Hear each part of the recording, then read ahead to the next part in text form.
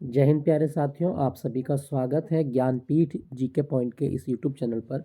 दोस्तों, आइए शुरू करते हैं स्टैटिक जीके का एक और मॉक टेस्ट। स्टैटिक जीके का पहला मॉक टेस्ट मैं अपलोड कर चुका हूं, सेट नंबर 1। ये सेट नंबर 2 है। 20 प्रश्नों का अभ्यास करेंगे और आपके आने वाले सभी एग्जामों को ध्यान में रखते हुए स्टैटिक जीके का एक बहुत बेस्ट क्वेश्चनों का सेट मैं आपके लिए लेके आया हूँ। तो चलिए शुरू करते हैं। इससे पहले मैंने यूपी जीके के मॉक टेस्ट अपलोड किए थे और ज्योग्राफी का अपलोड किया है, तो आप उनको जाके वहाँ से अपनी प्रैक्टिस कीजिएगा। अब किस तरह से सेट आएंगे तो मैं आपको बता दूं। यूपी जीके का सेट डेली आएगा आपका 20 तारीख तक, क्योंकि 20 तारीख में स्टेनो का एग्ज़ाम है। तो डेली यूपी जीके की प्रैक्टिस मैं कराऊंगा आपको। साथ साथ ज्योग्राफी के लगातार 10 मॉक टेस्ट मैं अपलोड करूंगा। ठीक है, 2 हो चुके हैं, तीसरा शाम को आएगा आपका।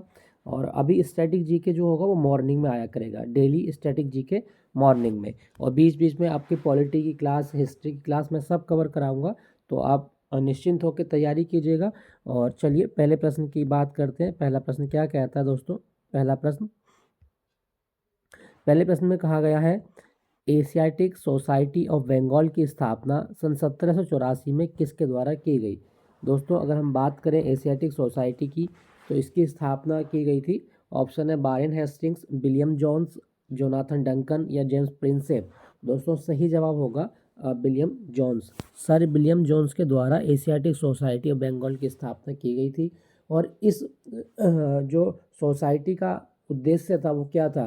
तो इस सोसाइटी का उद्देश्य था दक्षिण एशिया के इतिहास, संस्कृति, कला और विज्ञान का अध्ययन करना। ठीक है, तो ये बनी थी 1784 में। और इसका मुख्यालय कहाँ पर था? तो दोस्तों, इसका मुख्यालय था फोर्ट विलियम में। फोर्ट विलियम में इसका मुख्यालय भी था। क्लियर, याद रखना, फोर्ट विलियम कॉलेज के अंदर ये बनाई गई थी। दोस्तों, यहाँ पे मैं आपको एक चीज़ और बता दूँ। एक ऑप्शन डी में एक नाम लिखा गया, जेम्स प्रिंसेप। जेम्स प्रिंसेप के बारे में अगर हम आपसे बात करें तो ये वो व्यक्ति है जिसके द्वारा अशोक के जो शिलालेख थे, मौर्य वंश का जो राजा अशोक है, अशोक के शिलालेखों को किसने पढ़ा था? तो वो जवाब होगा जेम्स प्रिंसेप ने।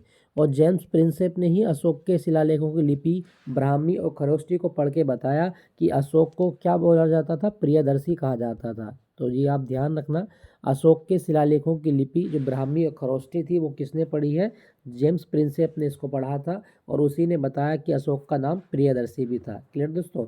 तो हमसे प्रश्न में पूछा गया था एशियाटिक सोसाइटी की स्थापना, सही जवाब होगा 1784 में विलियम जोन्स के द्वारा की गई थी। अगला प्रश्न, भारतीय शास्त्रीय संगीत की ध्रुपद गायकी के संदर्भ में कौन सा घराना सबसे प्राचीन माना जाता है? दोस्तों, जब भी हम हिंदुस्तानी क्लासिकल म्यूजिक की बात करते हैं और हम जब ध्रुपद गायक की बात करें तो सबसे पुराना घराना है ऑप्शन बी, डागर घराना। ध्रुपद गायकी के लिए सबसे प्राचीन घराना है डागर घराना। और इसकी उत्पत्ति किस राज्य से हुई है? तो आप बताएंगे राजस्थान से हुई है। क्लियर दोस्तों, याद रखिएगा, राजस्थान से डागर घराने की उत्पत्ति हुई है। अगर आपसे पूछता कि ख्याल गायकी का सबसे पुराना घराना, ये तो ध्रुपद पूछा गया, अगर ख्याल पूछेगा तब आप बताएंगे ग्वालियर घराना ख्याल गायकी के लिए सबसे पुराना घराना माना जाता है। क्लियर दोस्तों, याद रखना, ख्याल गायकी के लिए ये आपका ग्वालियर घराना है और ध्रुपद गायकी के लिए डागर घराना। हमसे ध्रुपद गायकी का पूछा गया था, सही जवाब होगा आपका ऑप्शन बी, राजस्थान। अगला प्रश्न में कहा गया, निम्नलिखित में से कौन सी संस्था है जो वर्ल्ड इकोनॉमिक आउटलुक रिपोर्ट जारी करती है? दोस्तों, वर्ल्ड इकोनॉमिक आउटलुक रिपोर्ट ये एक मेजर रिपोर्ट है। किसकी रिपोर्ट है? तो आप बताएंगे अंतर्राष्ट्रीय मुद्रा कोष की रिपोर्ट है। ऑप्शन सी, अंतर्राष्ट्रीय मुद्रा कोष की रिपोर्ट है वर्ल्ड इकोनॉमिक आउटलुक। और ये ग्लोबल इकोनॉमी को असेसमेंट करती है। ठीक है, उनका आकलन करती है, विश्व की जो अर्थव्यवस्था है उसको ये मूल्यांकन करती है। तो आप ध्यान रखना, वर्ल्ड इकोनॉमिक आउटलुक अंतर्राष्ट्रीय मुद्रा कोष की रिपोर्ट है। क्लियर दोस्तों, याद रखिएगा। दोस्तों, अगर आपसे पूछा जाए कि यूएनडीपी कौन सी रिपोर्ट जारी करता है, तो संयुक्त राष्ट्र विकास कार्यक्रम की 2 रिपोर्टें बड़ी फेमस हैं। एक मानव विकास सूचकांक जिसको एचडीआई कहा जाता है, ह्यूमन डेवलपमेंट इंडेक्स, और दूसरा एचडीआर, ह्यूमन डेवलपमेंट रिपोर्ट।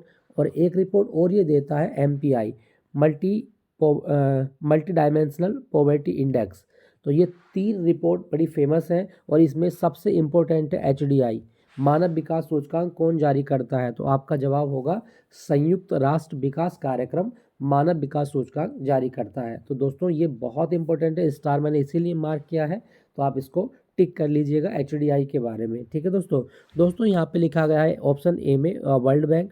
क्या आपको पता है कि वर्ल्ड बैंक जो है इसका अन्य नाम क्या है? तो वर्ल्ड बैंक का अन्य नाम है IBRD। IBRD मतलब international bank for reconstruction and development.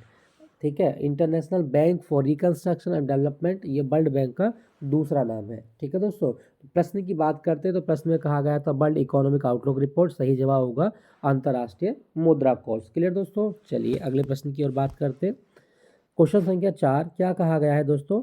नव कलेवर उत्सव किस राज्य में मनाया जाता है? दोस्तों नव कलेवर उत्सव की बात करें तो ये आपका कहाँ पर होगा? इसके ऑप्शन है केरल, सबरीमाला, जगन्नाथपुरी उड़ीसा, मीनाक्षी मंदिर तमिलनाडु या कामाख्या मंदिर असम। सही जवाब होगा ऑप्शन बी, अयोध्या में जगन्नाथपुरी में नव कलेवर उत्सव मनाया जाता है।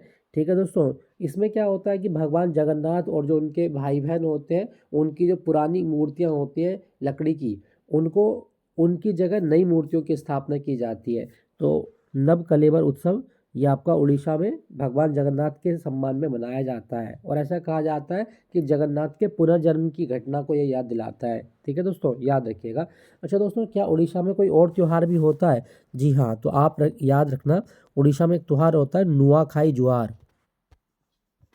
नुआखाई जुआर, ठीक है, नुआखाई जुआर, तो ये आप जरूर याद रखिएगा। नुआखाई जुआर कहाँ का त्यौहार है? तो उड़ीसा का त्यौहार है। इसके साथ साथ उत्तर प्रदेश में, अच्छा नुआखाई का मतलब क्या होता है? नुआ होता है नया और खाई मतलब होता है चावल, तो चावल की खेती के स्वागत के लिए, नए चावल के लिए ये त्यौहार मनाया जाता है। एक त्यौहार और होता है राजा परवा, उड़ीसा में एक त्यौहार और है राजा परवा, तो ये भी आप ध्यान रखना। और राजा परवा मानसून के स्वागत के लिए मनाया जाता है। ठीक है दोस्तों, राजा परवा में पृथ्वी की पूजा की जाती है और ये मानसून की शुरुआत का प्रतीक होता है। तो उड़ीसा का त्यौहार है नव कलेवर उत्सव। क्लियर दोस्तों, याद रखिएगा, आपसे पूछा जाता है। चलिए अगले प्रश्न की ओर बात करते हैं। क्वेश्चन संख्या 5, क्या कहा गया? भारत के किस वायसराय के काल में वर्नाक्युलर प्रेस एक्ट पारित किया गया था? दोस्तों अगर हम बात करें वर्नाक्युलर प्रेस एक्ट, तो इसके बारे में पहले जान लो कि जो वर्नाक्युलर प्रेस एक्ट था वो था क्या। देखो वर्नाक्युलर का मतलब होता है लोकल लैंग्वेज। क्या है कि भारत में जब अंग्रेजों का शासन था तो अंग्रेजों ने एक प्रेस एक्ट लेके आए और इस प्रेस एक्ट के अनुसार प्रतिबंध लगाए गए थे, सेंसर लगाए गए थे।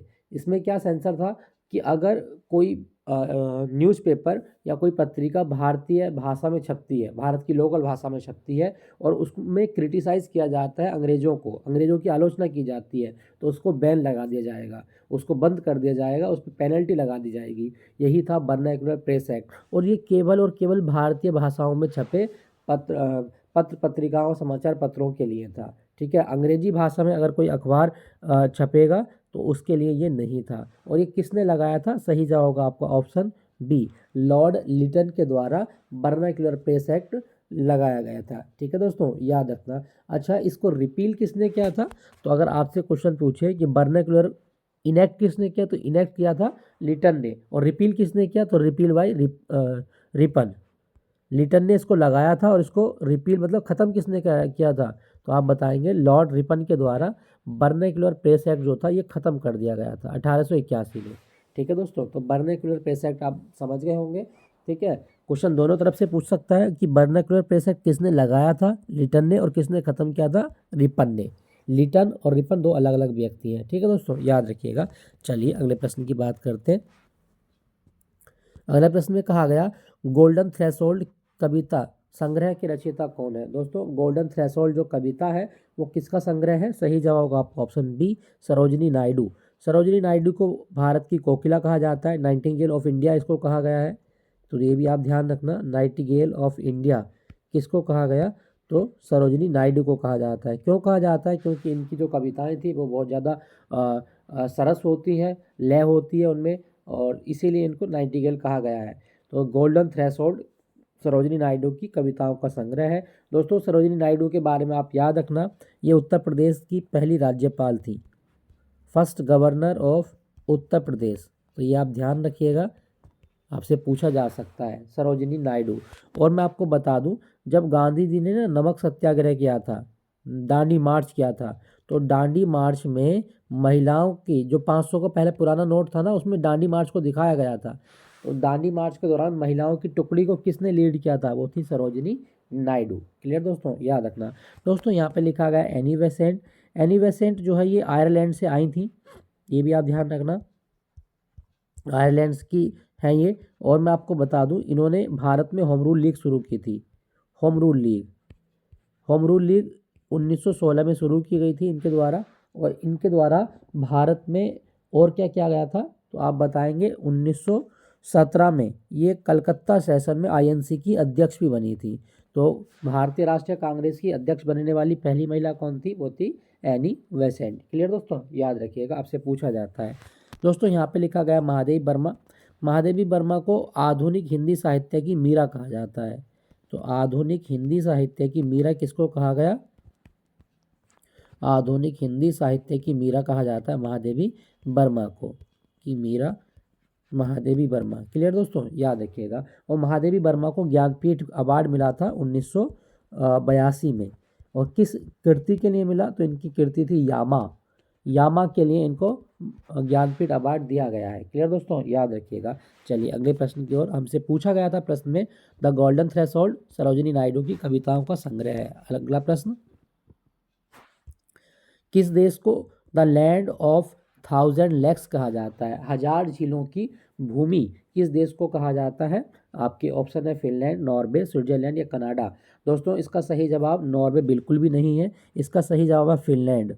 फिनलैंड इसका सही जवाब है। फिनलैंड को 1000 झीलों की भूमि कहा जाता है। क्लियर दोस्तों, याद रखिएगा। और मैं आपको बता दूं, फिनलैंड जो है ना, इसकी राजधानी क्या है, हेलसिंकी। फिनलैंड की राजधानी है हेलसिंकी। क्लियर दोस्तों, याद रखना, ये पूछा जाता है। दोस्तों यहाँ ऑप्शनों के साथ अगर हम बात करें, तो नॉर्वे जो है ना, इसको द लैंड ऑफ मिडनाइट सन कहा जाता है, मध्य रात्रि सूर्य की भूमि, द लैंड ऑफ मिडनाइट सन। ठीक है, मध्य रात्रि सूर्य की भूमि, मिडनाइट सन। तो ये जरूर याद रखना, मध्य रात्रि सूर्य की भूमि किसको कहा गया, नॉर्वे को कहा जाता है। दोस्तों नॉर्वे की जो राजधानी है दोस्तों, वो कौन क्या है, ओस्लो। ये बड़ा इंपॉर्टेंट है, कई बार एग्जाम में रिपीट होता है, एसएससी कई बार इसको पूछती है कि ओस्लो किस देश की राजधानी है। तो नॉर्वे की कैपिटल है ओस्लो। और ओस्लो क्यों प्रसिद्ध है दोस्तों, आप याद रखना, शांति का नोबेल जो मिलता है ना, वो स्वीडन में नहीं मिलता। ठीक है, ये ओस्लो में मिलता है। तो मैं आपको बता दूं, नोबेल पुरस्कार मिलते हैं 6 क्षेत्रों में, 5+1।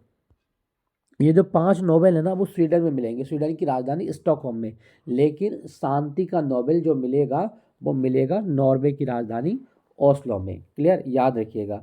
तो नॉर्वे को मध्य रात्रि सूर्य की भूमि कहा जाता है, ओस्लो इसकी राजधानी है जहाँ पे शांति का नोबेल मिलता है। ठीक है दोस्तों। दोस्तों यहाँ पे ना लिखा गया है स्विट्जरलैंड, इसकी राजधानी आपके एग्जाम में पूछी जाती है, तो आप बताएंगे बर्न। और स्विट्जरलैंड की राजधानी है बर्न। तो ये अभी आप याद रखें। क्या आपको पता है कि भारत का स्विट्जरलैंड किसे कहा जाता है, तो भारत का स्विट्जरलैंड कहा गया है श्रीनगर को, जम्मू कश्मीर को। तो ये भी आप याद रखना, भारत का स्विट्जरलैंड किसको बोलते हैं, तो आप बताएंगे श्रीनगर। क्लियर, आपसे पूछा जाता है तो श्रीनगर आप बताएंगे। चलिए अगला प्रश्न, कनाडा के बारे में आप जानते हैं, इसकी राजधानी ओटावा है और दुनिया में सबसे लंबी तटरेखा वो कनाडा की है। ठीक है, हमसे पूछा गया था 1000 झीलों की भूमि, सही जवाब होगा फिनलैंड, ऑप्शन ए। अगला प्रश्न आपकी स्क्रीन पर क्या कहता है दोस्तों, क्वेश्चन संख्या 8 कहा गया है, केंद्रीय आलू संस्थान कहाँ पर है। दोस्तों केंद्रीय आलू संस्थान आपके ऑप्शन है देहरादून, शिमला, कटक या लखनऊ। सही जवाब होगा आलू अनुसंधान केंद्र आपका शिमला में है, ऑप्शन बी आपका सही जवाब। शिमला हिमाचल प्रदेश में है, तो आप याद रखिएगा। ठीक है दोस्तों, आलू अनुसंधान केंद्र शिमला। दोस्तों अगर आपसे पूछे कि भारत में चावल अनुसंधान केंद्र कहाँ पर है, तो कटक में है, चावल अनुसंधान केंद्र कटक में। और देहरादून में क्या है, भारतीय वन अनुसंधान संस्थान, और दूसरा भारतीय पेट्रोलियम अनुसंधान संस्थान। पेट्रोलियम और वन अनुसंधान संस्थान देहरादून में है, आलू अनुसंधान केंद्र शिमला में है, और चावल अनुसंधान केंद्र कटक में है। ठीक है दोस्तों, याद रखिएगा। और भारतीय गन्ना अनुसंधान केंद्र कहाँ पर है, तो वो लखनऊ में है। गन्ना अनुसंधान केंद्र लखनऊ। ठीक है दोस्तों, याद रखिएगा। दोस्तों यहाँ पे लिखा गया आलू। अगर आपसे पूछा जाए कि आलू शब्द किस भाषा से लिया गया, तो आप बताएंगे पुर्तगाली भाषा से।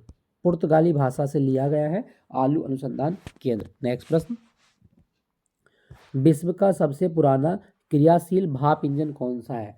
दोस्तों सबसे पुराना जो भाप इंजन है, जो 1855 में बना था भारत में और आज तक अपनी सेवा देता है, वो है आपका फेरी क्वीन। सबसे पुराना भाप का इंजन जो अब भी चलता है वो है फेरी क्वीन। ऑप्शन बी आपका सही जवाब है। क्लियर दोस्तों, याद रखिएगा। अगला प्रश्न क्या कहता है, दक्षिण एशियाई क्षेत्रीय सहयोग संगठन अर्थात सार्क के चार्ट पर हस्ताक्षर कब किए गए थे?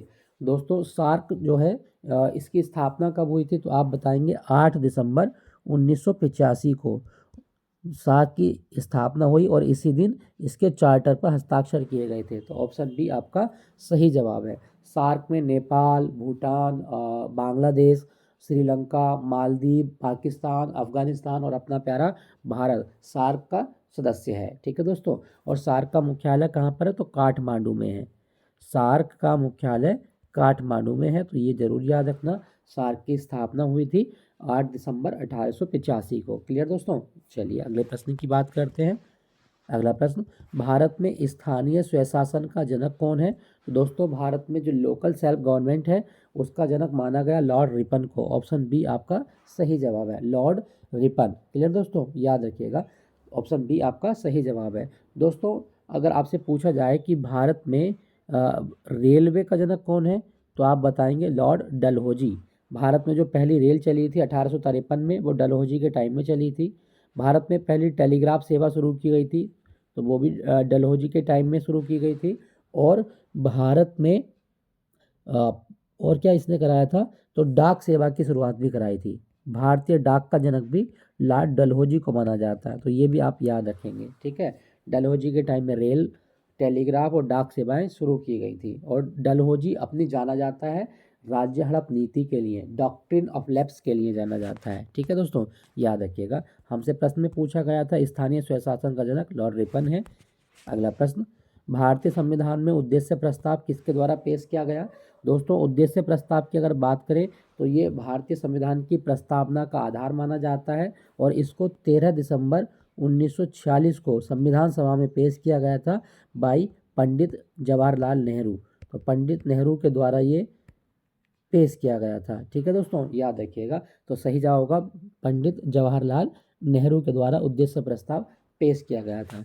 दोस्तों आप याद रखिएगा, ऑप्शन बी आपका सही जवाब है। Option B. क्या पंडित नेहरू की कोई किताब है? जी हाँ, डिस्कवरी ऑफ इंडिया।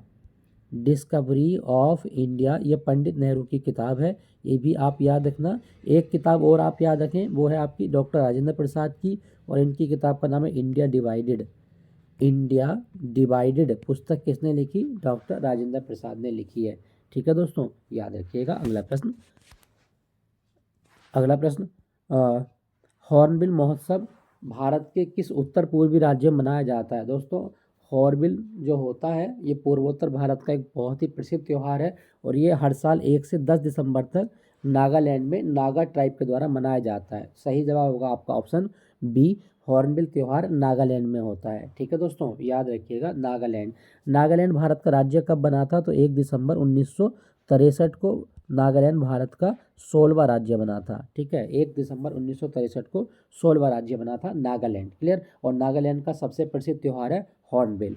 दोस्तों अगर आपसे पूछा जाए, इसके अलावा अगर आपसे पूछे संगई महोत्सव कहाँ होता है? संगई एक हिरन है और संगई महोत्सव मनाया जाता है मणिपुर में।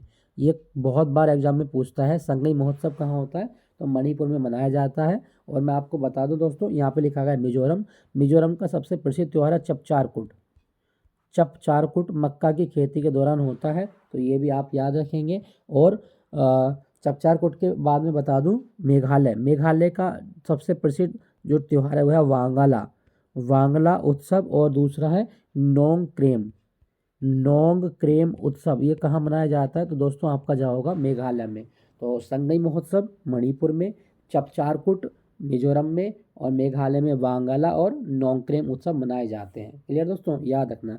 हमसे पूछा गया था हॉर्नबिल त्यौहार, तो वो नागालैंड में होता है। अगला प्रश्न क्या कहता है, विश्व का सबसे पहला जैविक राज्य कौन सा है? दोस्तों जैविक राज्य उस राज्य को बोला जाता है जो अपनी खेती में किसी प्रकार के रासायनिक खादों का प्रयोग नहीं करता।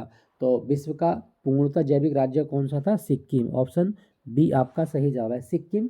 ठीक है, आप याद रखिएगा। दोस्तों अगर आपसे पूछा जाए कि सिक्किम भारत का जो राज्य था वो कब बना था, तो आप बताएंगे 36वें संविधान संशोधन 1975 के द्वारा सिक्किम को 22वें राज्य के रूप में गठित किया गया था। और सिक्किम में जो रियासत थी उसने जनमत संग्रह के आधार पर भारतीय संघ में मर्ज होना स्वीकार किया था। तो आप याद रखना, जनमत संग्रह रेफरेंडम जिसको कहा जाता है, जनमत संग्रह के आधार पर सिक्किम जो है वो भारतीय संघ में शामिल हुआ था। और 36वें संविधान संशोधन अधिनियम के द्वारा 22वें राज्य के रूप में सिक्किम को मान्यता दी गई थी। और सिक्किम दुनिया का पहला जैविक राज्य है। ठीक है दोस्तों, याद रखना। सिक्किम की राजधानी क्या है? वह है गैंगटॉक।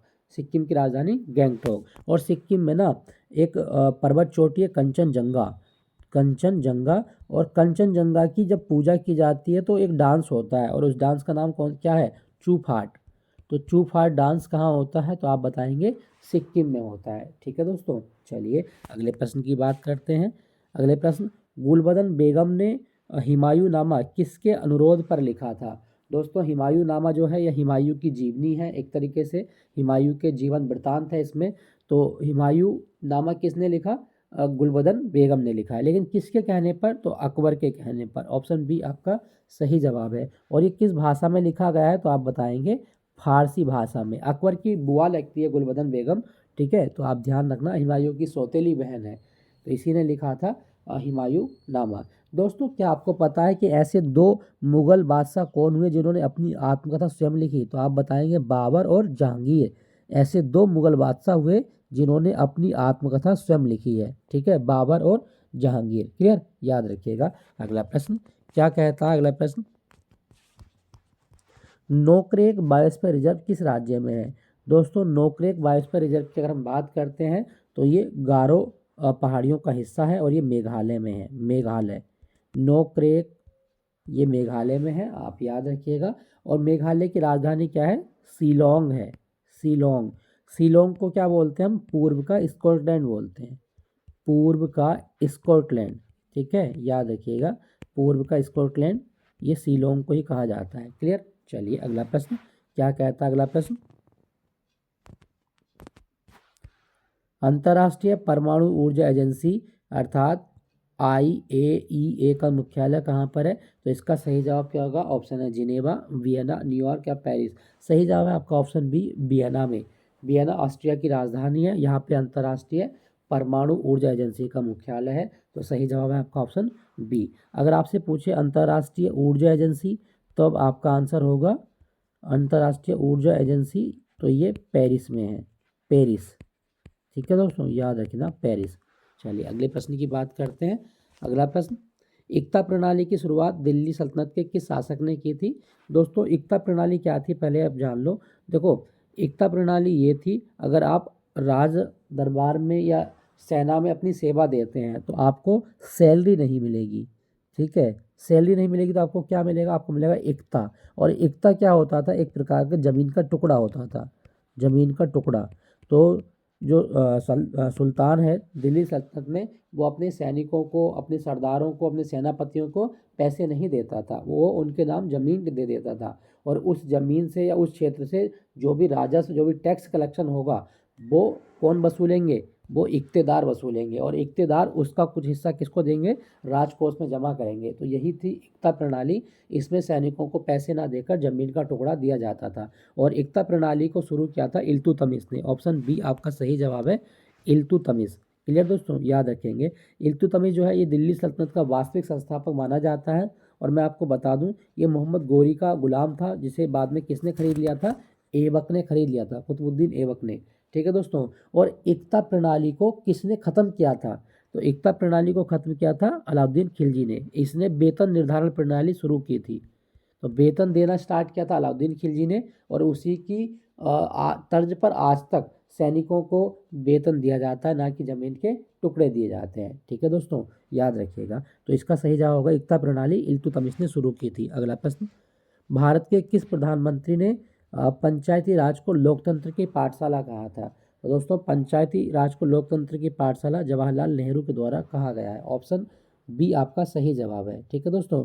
दोस्तों अगर आपसे पूछे कि भारत में पंचायती राज दिवस कब मनाया जाता है, तो हर साल 24 अप्रैल को पंचायती राज दिवस होता है। और 73वां संविधान संशोधन के द्वारा भारत में पंचायती राज को संवैधानिक दर्जा दिया गया है। ठीक है दोस्तों, याद रखिएगा। और सबसे पहला राज्य राजस्थान था, जिसने 2 अक्टूबर 1959 को पंचायती राज की औपचारिक रूप से शुरुआत की थी। ठीक है, आप याद रखिएगा। अगला प्रश्न, मोहिनीअट्टम शास्त्र नृत्य में किस हिंदू देवी देवता की का वर्णन होता है? दोस्तों मोहिनीअट्टम केरल का डांस है, केरल, और इसमें भगवान शिव की कथाओं का वर्णन होता है। और शिव नहीं, सॉरी, विष्णु की कथाओं का वर्णन होता है। ठीक है, इसमें भक्ति और लास्य की प्रधानता होती है मोहिनीअट्टम में, आप ध्यान रखिएगा। तो इसका सही जवाब आपका ऑप्शन बी। मोहिनीअट्टम की कहानी कभी फिर बताऊंगा किस तरह से कहानी है ये, अभी क्लास लंबी हो गई है। तो दोस्तों ये था आज का मॉक टेस्ट सेट नंबर था आपका 2 स्टैटिक जीके का, और इसमें मैंने 20 प्रश्न आपके कवर करे हैं। आई होप ये सेशन अच्छा लगा होगा। अच्छा लगे तो आप अपने दोस्तों के साथ शेयर ज़रूर कीजिएगा। मुझे इस बात का बहुत दुख है कि मैं क्लास अपलोड करता हूँ लेकिन व्यूज़ आपके वही 50, 100, 60 तक ही पहुँच पाते हैं। तो अब मैं चाहता हूँ कि आप अपने दोस्तों के साथ इसको शेयर करें, ज़्यादा से ज़्यादा लोग इन वीडियो को देखें ताकि उनको एग्ज़ाम टाइम में कुछ अच्छा करने का मौका मिले। और मेरे साथ बने रहिएगा। अब मिलेंगे इवनिंग में यूपी जीके और ज्योग्राफी के साथ में। तो तब तक अपना ध्यान रखें। जय हिंद।